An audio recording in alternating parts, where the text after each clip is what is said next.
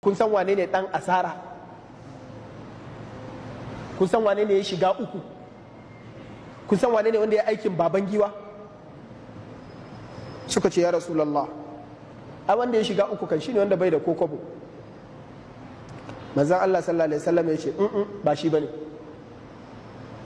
Wanda ya asara shine wanda zai zo daga cikin al'ummata a ranar kiyama, ga sallah, ga azumi, ga zakka.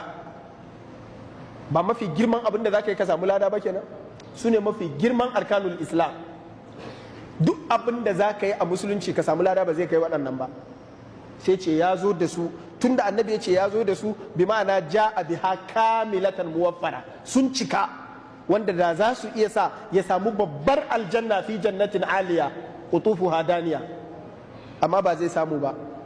Me yasa?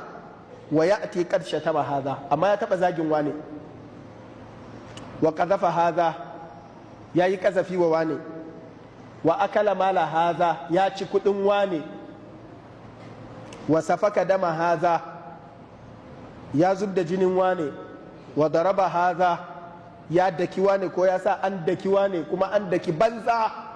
Ba ka suke cewa ba? Annabi sallallahu alaihi wasallam ya ce fa yu'ta min hasanatihi, sai a rinka daukan haƙƙin waɗannan mutanen za su yi layi su ce a biya su, kuma a ranar kiyama fal yawma la tuzlamu nafsun shay'a. Ba a zalunci, duk abin da kai mummuna sai ka gani, duk abin da kai kyakkyawa sai ka gani, ko ƙwayan zarra ne. Sai a zo biyan su, a ce ka biya su, kuma mutum yana neman kuɗi da zai biya su, ba kuɗi, tsirara ma ya tashi. Khashi'atan absaruhum tarhaquhum dhilla, yana ta zazzare ido, ta ya zai biya, ba kuɗin da zai biya.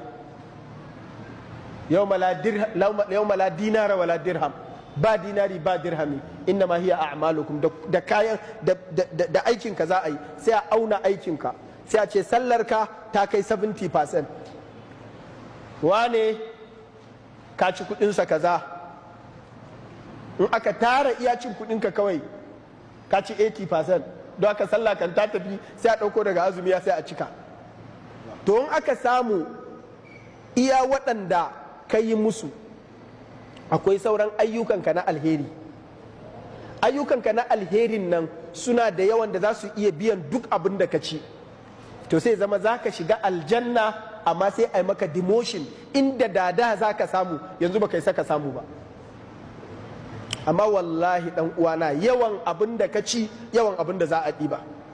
Don haka kai ka yi wa kanka lissafi a yau, don Allah nawa ka taɓa ci. Hasibu anfusakum qabla an tuhasabu. Wallahi tallahi Allah ba zai yi zalunci ba, kuma saboda wannan dalilin ma yasa Allah zai yi tashin kiyama. Wallahu yaqdi bil haqq, saboda Allah ya yi shari'a da gaskiya. Inda haƙƙin Allah kaɗai ne, in Allah ya ga dama yana iya yafewa, huququllahi mabniyatun alal musamaha. Amma haƙƙin mutane Allah ba zai taɓa bari ba. Shi yasa za a zo a zauna, sai a ce wani yayi wa wani kaza, wani yayi wa wani kaza, sai a rinka ɗibawa ana biyan su, ana ɗibawa ana biyan su. Yanzu don Allah ɗan uwana, ni sallar ka kan nauyinta ya kai kilo nawa ne? Azumin nan naka tsakani da Allah ka tuna yadda ake farawa da yadda ake gamawa da kai. Duk abin da aka ce an hanan nan, kar ka faɗi maganar banza, kar ka yi wace ce, don Allah duk kana kiyaye su. Azumin ka ya kai kilo nawa in za a auna akan mizani? Sannan yawan abin da ka ci na mutane na kuɗi, wannan fa mala haza, bai ce mala haula'i ba, kuɗin wane kaɗai ya ci fa. To wanda ya ci kuɗin su wane fa, wanda kuma daga cikin kuɗin da ya ci na jiha ne ko na local government ko na ƙasa fa, wanda daga cikin waɗannan mutanen da aka ci kuɗin su hadda marayu. Kuma Allah ce innal ladhina ya'kuluna amwalal yatama zulman innama ya'kuluna fi butunihim nara. A cikin su akwai waɗanda su ba a ma haife su ba, amma saboda ya ci kuɗin, wanda kuɗin da shi ne za a yi aiki a asibiti ko a kai magani asibitin, sai zama yaron ya mutu a ciki. Na rantse da Allah sai an tambaye ka bi ayyi zambin qutilat.